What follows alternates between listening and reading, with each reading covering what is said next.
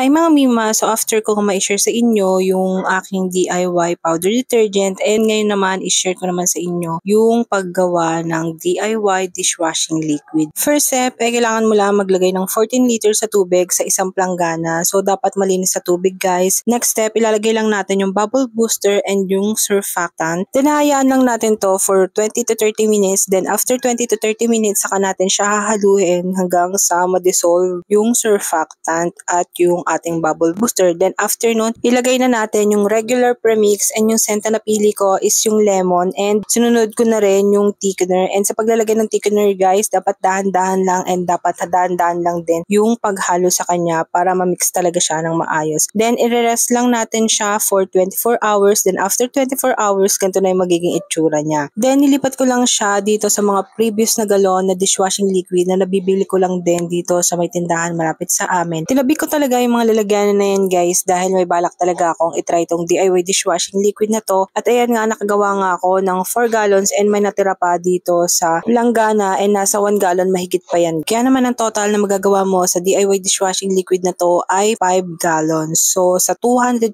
mo may 5 gallons ka and may sobra pa yun guys ha. Kaya naman sobrang makakatipid ka talaga dito. And kung may balak ka naman na ibenta ito, pwede mo siyang ibenta ng 110 per gallon. Dahil ganun din yung price na nabibili ko dito sa may tindahan malapit sa amin. Imagine pag nabenta mo yung 5 gallons mo sa ganung halaga, bawi mo na yung puhunan mo, kumita ka pa, 'di ba? Kaya naman kung bet mo rin gumawa ng DIY dishwashing liquid na to, ilalagay ko lang siya dyan sa aking yellow basket. So alam mo na, i-check out mo na yan.